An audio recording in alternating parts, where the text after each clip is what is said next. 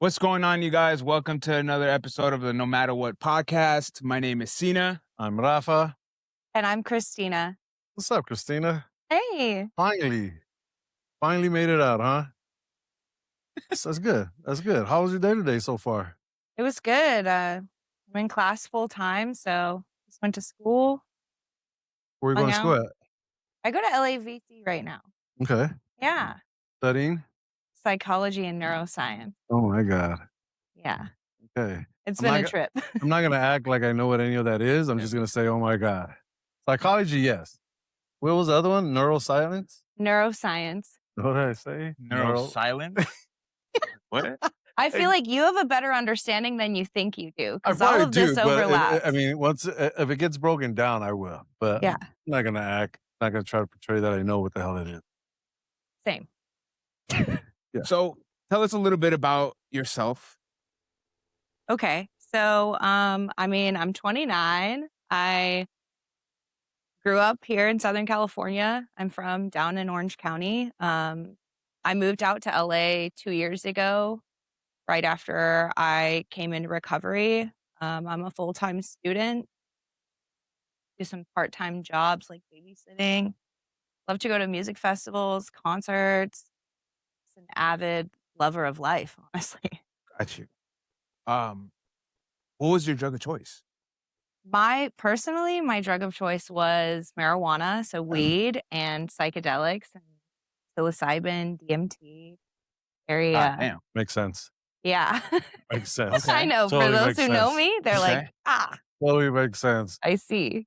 The reason we first started talking is because I saw her meeting and she pulled up in That this truck. No, it was not a Yeah. truck, It's but a van. it's a van. Yeah. Yeah. But it was the most ironic looking van. It looked like definitely now it makes sense because you said psychedelics. It definitely makes sense with the van that you're pulling up in. Yeah. That was so just Hippie. super hippie. It was hippie as hell, and I was like, oh my God, that thing was small as hell. How's the car doing? It's okay. It's been in and out of the shop, but man. that's like the nicest vehicle I've ever owned. I'm so grateful to have it. I imported it 7,000 miles from Japan. And yeah, both my parents were like huge hippies from what I hear. And so when I was even like active duty in the military, my mass sergeant was like, kill me, you're the biggest hippie in crash crew. And like, just like would always talk about how I was so free spirited and like open-minded, even though I was in such a career that kind of like wants a bulldog and a workhorse. But that doesn't mean that I wasn't like successful in that as well. But yes, I feel like my van sums up my whole personality to a T. So lucky to have it. And we were talking off camera right now about you as a person and your story behind everything. Because again, the stereotypical addict, right? You're not that. Yeah. Yeah. Wait, what is it? What does that mean? Yeah. Somebody in Skid Row. It says it in the literature. I mean, people that are, out in Skid Row, people that are slamming dope and stealing X, Y, and Z, and that. Like you and me. Okay. Like us. like us. Okay. But she. Yeah. I guess that like it goes to show that it could really be anyone, because I've never even had a speeding ticket, never been in any type of trouble. That's what I'm saying. I'm like as like square golden child as it gets, and that's kind of semi, but I went to college. I was an athlete. I was a firefighter, active duty in the military. Like I was a full-time college student. All of these things that like when you look at me, you would never guess that like I too, in this lays with what you were saying earlier, that like both of my parents were addicts. So I was kind of born to be in recovery, and I was born to be an addict. I was born opioid dependent. My mom used when she was breastfeeding me. So I always say like my drug of choice was marijuana and psychedelics, but like I kicked the hard stuff when I was like 2, because I had to from her breastfeeding me while getting loaded. It's like that was my infant and toddler stage. So let me ask you this, right? Like you said went to, active duty, firefighter, went to school, right? Did you do all this stuff in your active addiction? Yeah. Yeah. And it's crazy because my active addiction even came so much more into play when I was in the military, Mhm. Uh, crazy, crazy things that I did that I compromised, my security clearance, everything that I was doing. As soon as I took off that uniform and I was done for the day and I wasn't driving my fire truck and I wasn't in charge, it was how far away from my own body can I get, Like, I don't Yeah. wanna sit in what I've been through in my life. I don't wanna sit in Okay. who I'm working for. I don't wanna sit in the discomfort, and so that was honestly the downward spiral started when I was active, you Got know? you.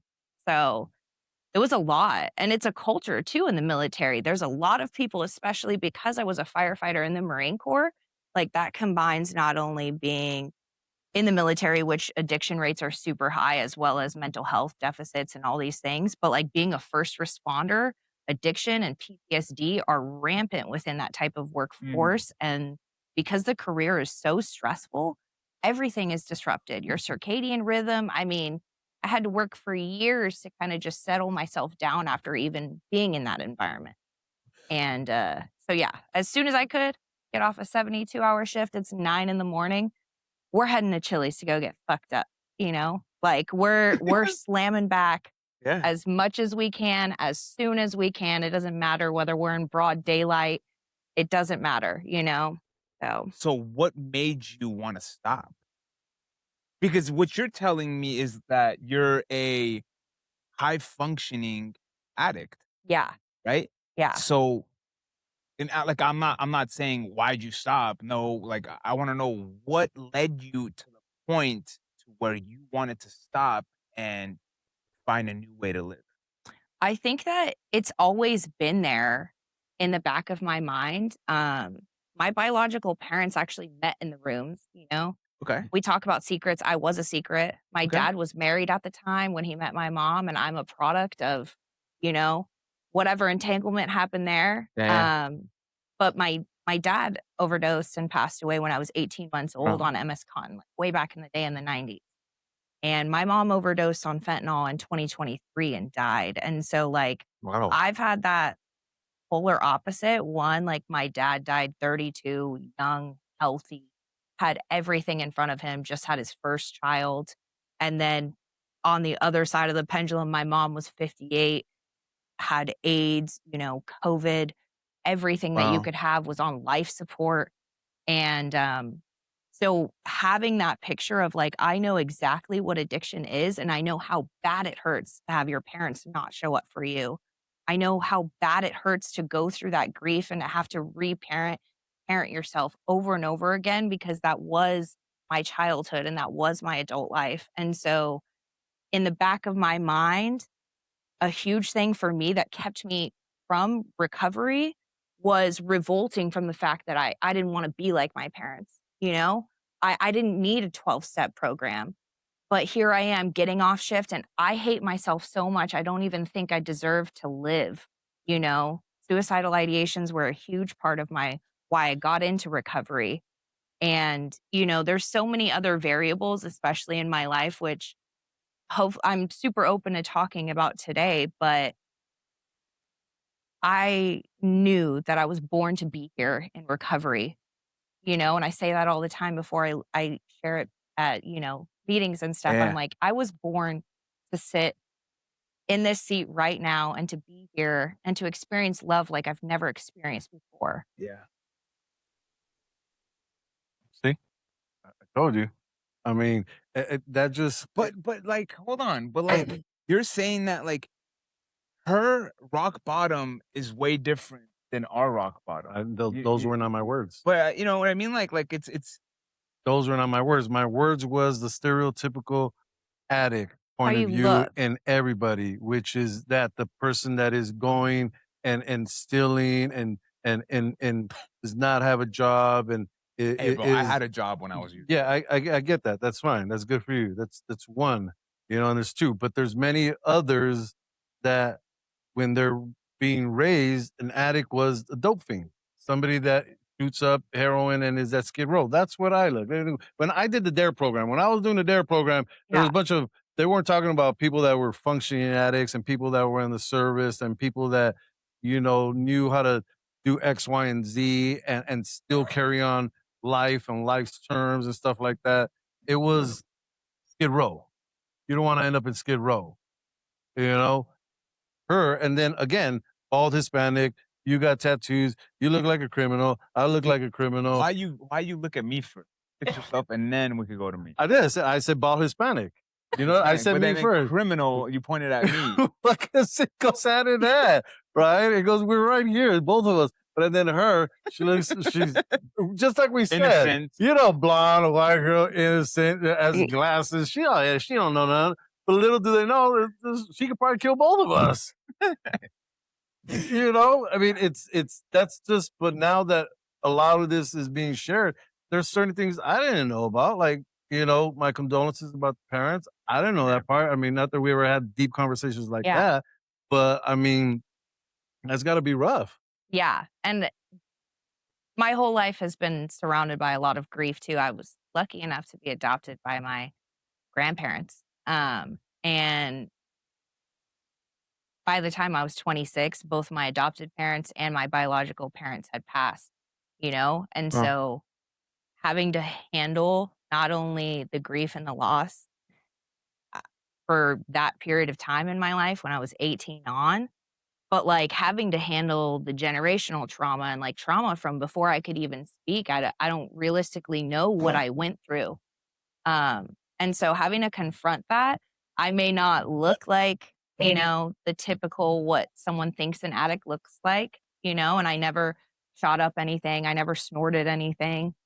But that doesn't mean like I wasn't in the psych ward, like with psychosis, like thinking I was a plane, I mean, it's so crazy. Like my friends, like, A plane?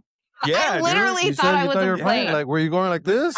No, I was not. But in my mind, I Listen. had dehumanized myself so Yeah. much that I did not think that I could have human emotions. There was no other explanation because of how I went into it that I wasn't a plane, And I thought I had static electricity. I was like holding my hair up, like, is this catching in the wind? All these crazy things. And as I'm sitting in the psych ward, I got my grippy socks on and I'm all like, I'm embracing, my inner Caitlin, and that was my mom's name. And I was like, I am getting to know her finally, like it was a crazy time in my life, but that does not mean just because, I have glasses and I present myself in a certain way that I don't have the same struggles as so many others, And the thing about that is that there's so many brilliant minds in recovery. And I mean, like brilliance, like I've never known before. A lot of the time, the most educated and smart people end up having issues, being in addiction and struggling with substance disorders of some sort, And I'm so lucky to get to know the people that I know now and have a seat, with people because I feel like I could learn so much more from you, both of you guys, than I would learn sitting in a college class, or doing any of that. Like my heart is warmed by it. I get it. That's what I'm talking about.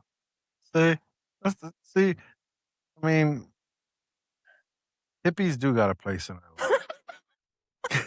I thought you were about to say hippies do recover. Dude, Oh, that's they a do. t-shirt waiting to happen. They do. Yo. They do. You know what I'm saying? They do.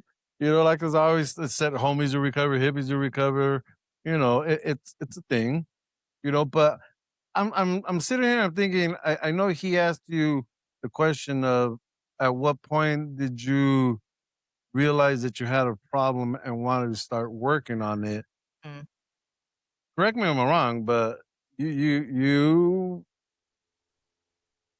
answered it, but not answered it? Yes, that's very true. I knew I had a problem before I even joined the Marine Corps, and I joined in 2018. And I was having to go off of, my drug of choice. Mhm. One, because I was so broke. I was living out of my car. I couldn't afford college. I was like in a bad way in every which way, eating cans, like non-perishable foods. I was scraping to keep my head above the water. And I literally went through I kind of white knuckled just like stopping my drug of choice, like cutting off weed. And that was miserable. And I knew in that moment with that like gut reaction of me not being able to give up something that I thought was a natural plant, and it's healthy and it's Grows legal from the and earth. it's not Yeah. as strong, like it's all these things. I had convinced myself that these like self-deprecating substances were okay, but that's what I do as an addict. I can my own mind is going to convince me that things that are not safe are safe. I was so delusional. And so it goes way back years and years. I never really had a problem with drinking, but smoking was my thing. And so, yeah, 2018 is when I kind of got hit in the face with the fact of like, I may not be that person that I thought that I was all these years. So you And said you haven't never had a problem with drinking, yeah, but going to Chili's and that's what drinking I'm at 9 in the saying. morning, I know. that's pretty much problematic. Getting blackout drunk Yeah. Yeah. was my norm in the military. 100%. I think that's the definition of 100%. problem So right let there. me ask you this, right? Do you think if you didn't stop smoking weed, you were going to get into harder drugs? No. No, I think I promised myself at a really young age Shit, me too. because I grew Yeah, Me I fucking grew up too. without a dad and like all the dads and donuts and the daddy daughter dances and everything. I was so hurt by my dad leaving me behind that I was like, I'm never going to do this to my family. Never going to put them through what I had to go through growing up without a dad. Listen, I'm an Orthodox Jew, okay? And Uh-huh. I told myself, I'm never gonna get tattoos. I'm never gonna, get into drugs. That turned out very well for me. Turned Yeah, out very well. I think it's also a God shot. Like there were so many opportunities in my life where and maybe it was because I'm also very spiritual. Maybe it was, my higher power sitting with me in those moments. I literally watched all of my friends get into harder drugs, cocaine, ecstasy, all of that. And somehow I was lucky enough to stay true to the fact that I still to this day have never done any other drugs outside of weed and psychedelics. Let me see. We can trip out on this. I was a tweaker, right? But I never did any psychedelics. Fucking hated it. Yeah, I never understood them. Like, I never wanted to just chill in the room and see fucking things coming out of the walls and fucking It's like, sick. I had friends that done shrooms, and I was like, why do Yeah. dude, that smells like shit. Why Well, do I hold on. want I'm to not fucking? condoning it saying it's sick. I'm just saying No, that he meant moment. it's sick. It's like, Yeah, at that moment, it was a new experience, which is fucking weird. Yeah. And then yeah. I never did it ever again. No, I just didn't understand. I was always an upper. I Oh, wanted to okay. be on the go. I You wanted to know, sleep. yeah, I wanted to. I wanted to go. I wanted to go. I wanted to break things, break into people's houses, do all that stuff. Yes, I was most definitely. Hey, and I'm not saying I'm not a criminal No, because I there we know. go talking about the image thing. See, This there it is looking like again. this and having Because this smile I'm sure you did kept a me lot of out. criminal That's activities. what I'm saying. Talk about, having the privilege of getting away with a lot of things. It's not because I have not been in those places and I've stayed true to every regulation and law ever in my whole life. If I would have had to handle the repercussions of my true actions, I would be sitting in prison right now. None of us would be here. Yeah. None So, of us would be here. yeah. So But I used that to my advantage. of I course, knew people would let me go you're lucky. get away with stuff Yeah. like that, Yeah, I'm the jealous. manipulation, the ego. There you go again. Yes. Yes, definitely. Go ahead. Cash Money want to join the podcast. So now you're working recovery. You right? do? No, Well not work in recovery. Now you're Uh, working for recovery. yeah. Yeah. Okay. Yeah. So how's that going for you now? how did because this is what I want you to understand, or want the viewers to understand, right?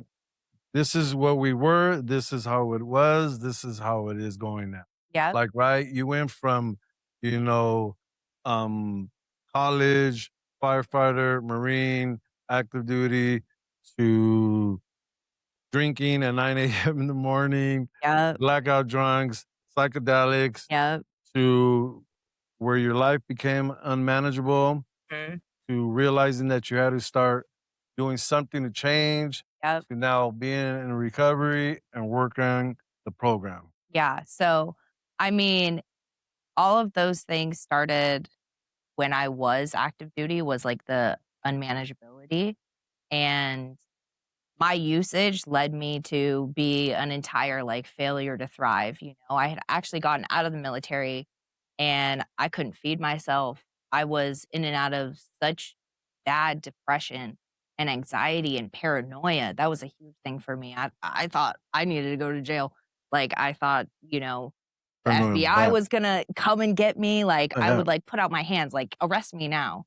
So at a certain point, I always had this foundation of recovery, knowing that not only my parents were in the rooms, but I also had a really special close family member that used to sponsor my biological mom back in the day. Wow. I met her when I was 9 years old. Um, and she's now stepped up as a mom in my life, knowing my life story and losing my parents, both of them, both sets of them. She has stepped up in my life and she's getting ready to take 40 years clean this summer. And we're celebrating together in Aruba, which is so cool, polar opposite. Damn. But I called her and I am crying, saying, like, I literally don't want to live. Let me surrender, wave my white flag, and I need serious, serious help right now because I can't do this anymore. I I'm gonna die or I'm gonna kill myself somehow, whether that's through risky behavior or active addiction or, just suicide. I was at my breaking point. So I actually called her and she helped find me like a place for me to come to help.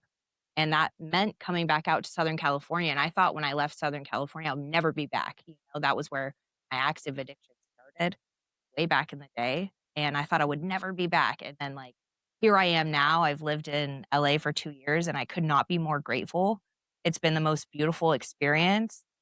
It took really hard work, every single day of looking introspectively and kinda combating that not only trauma, but, I mean, basically trauma.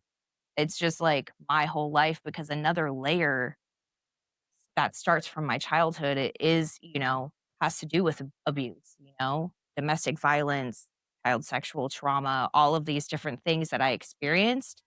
And so at age 27 is when I got clean and I came out here to get help. Um, and it's so painful, like unraveling all of those layers of yourself and looking into that shadow work and having a perspective from a safe adult view of what you actually Mm. experienced. That was a huge thing for me. Like, wow, I didn't even really realize what I was going through and the risks that I was putting myself through as well. And so, now I have 18 months. I actually take 2 years next month. Congratulations. And so I work a program. I have the most beautiful friends. I go to meetings, and I tell people all the time, like, I've never been unconditionally loved. And like, I don't really talk to any of my biological family members anymore because of what happened and what transpired. But I have this family that I've chosen, and I choose to show up for them and they choose to show up for me. And so it's a life that I never imagined myself living, I say this too, like, I am getting a college degree. It may have taken 12 years and 4 different major changes and all these different things, but, like, only 3% of former foster youth even end up with a bachelor's degree, and I'm not even there yet, but, like, just the fact that I'm working towards it and the fact that I have people in my life that will drop everything and show up for me, that's where I'm at right now. That's So incredible. That is absolutely incredible. I think that's what we always wanted when we were actively youth, and that's why we got into that, position of hanging out with these individuals of who we thought were friends and family, and then sooner or later we found out that those weren't our friends. yeah, it's like transactional relationships. It's like Yeah. so crazy. I stopped using and suddenly all the people that I used to hang out with and hit up and oh, I don't want to be around these people because they don't smoke. So I'm only gonna have these friends. And I have no idea where they are now, but I know they're not hitting me up to hear about my day. I Yeah. know that my family in recovery is. Yeah. They're doing the same thing that they've been doing, hanging in the same bar, doing the same shit. I mean, at some point, we had to make the decision that, you know what, we want something different. You did that. You know, you did that. Yeah. And I say all the time, like, I've done some really cool things in my life. I lived in a different Oh, country. yeah, you did. I, I think you that's Yeah, I know, went to Japan and I Mm. didn't wanna leave. literally, I I lived there for 3 years and like I didn't want to leave either. Like it's crazy. That was my second home for a long time. I drove fire trucks. I was a crew chief. I was, an EMT. I was a phlebotomist. I did all of these things. None of those things even match in comparison to how amazing it is to have my recovery now, you know? Yeah. Like this is the coolest thing I've ever done in my whole life, hands down. really is. And that's what a lot of people don't understand. Like, we got to get, like, you talked about a lot of things here and talking about the trauma, things that's on this side. Or on this side, over there. There you go. Where you go? This is a trauma-based program. There's a lot of things that we got to uncover. A lot of things that people did not know about themselves because they didn't put the work in. You put the work in. You put the work in, the outcome does show. And I mean, I haven't done none of those damn things he did. I've never even, well, that's a lie. I have been out of the country once, but I plan on doing it sometime. What, man? I'm just looking at you, bro. You're looking at me with a face of, The sun's fucking up my eyes. this is true. Dude, you guys are facing away from it. I'm looking into it right now. But guess what I'm looking at? What? Oh, reflection. Is that? That was good. That was a good one. I'll give you that. I'll give you that. So how's life now? Amazing. Amazing. I'm lucky enough just to go to school full time, There's a lot of things that I'm grateful for from my military service, and part of that, and a huge reason why I even joined to begin with, is to have access to higher education, And so I'm able to pursue a college degree and I have the funding to do it. So I basically go to school, nerd out about different case studies, research. I'm secretly a huge nerd as well. I love like quantum mechanics and esoteric psychology and physics and No, the fuck I do. Okay, I was looking at you to see if you knew. no, I did not. and just like all of I don't these think I can say it. different Neither. things. Yes, you can. Psychologist, whatever. Quantum You know what? psychology? You got it. No, quantum mechanics. It has anything to do with the Big Bang Theory? Basically, that's exactly what it I is. just figured that. I watched a lot of the Big Bang Theory. Dude, me too. Me That's why, too. I've heard a couple of those words in the episodes or two of the Big Bang Theory. Yep. Don't judge me. So that's good. Meetings. I go to meetings very regularly. I'm, of service whenever I can be. Most opportunities, as long as I'm not in class, I'm saying yes, helping set up, break down, come out to just dance and have a great time. The foundation that I have in recovery right now fills my schedule to a point where I have to tell people no on certain things. And I've never had that before in my whole life. Like I have to tell people I'm too busy sometimes because I have so many things in front of me to look forward to. So you went from being of service to the country to being of service to recovery. Yep. I like that. That's crazy. I know, I've never heard someone say it like that Well, before. that's why I keep coming back. Okay, so in the beginning, you said that, you go to functions, you go to raves, right? I suppose, right? Yes, yes. So I'm pretty sure when you went to raves, you were Using. using, Yes. dropping acid, whatever Yeah. psychedelic. Yeah. So what about now? Like you're not actively using, right? Yeah. But you would still go to raves, places that you were using. How does that make you feel? It's so much better, and I'm lucky to go with people that are also in recovery. I was gonna say My that. sponsor comes with me a lot, but the first rave I went to in recovery, I wasn't even with my sponsor, you know, and I had trepidations. I'm like, listen, I'm walking into this kind of sticky area where my mindset used to be, let's, be on a whole nother dimension and planet right now. And so the polar opposite of that is like staying in my body and my mind. Raving and going to music festivals and going to concerts is so much better now. One, you don't wake up hungover or depressed or, You remember it. exhausted, sick. You remember every single thing, you know? You don't have to worry about Ubering. You don't have to worry, you know that you've got yourself. And I've shared this before, but like music has never sounded more beautiful, like the sound of it is so pure. And the fact that I feel like it's my superpower going to music festivals and raves and concerts and sometimes even out, to bars and clubs where the live music is happening. I feel like it's my superpower when I walk in there that I'm not under the influence of anything. I'm just me and I'm Christina. I'm there to be in awe and have fun. Yeah. I mean, just recently I started going to concerts. Um, and it's the most like first time I ever went back to a concert in recovery clean. I was like, "What the fuck am I doing?"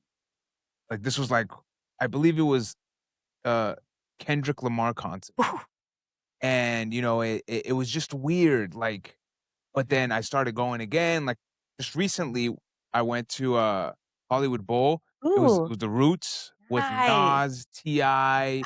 and I was just like jamming. Yeah. Like it was amazing, Mhm. So I see what I get what you're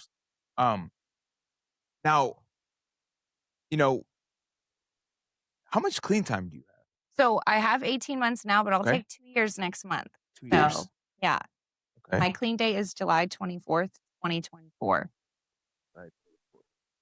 How many times have you tried getting clean? Yeah, that's what So, this is my first time actually in recovery, and relapse isn't part of my story now, but I've white knuckled through a lot. I had to go through boot camp and combat training, and you can't leave and go smoke a joint or go to the bar during those things. So, I've white knuckled times of abstinence, but this is my first time in recovery, and I've never looked back.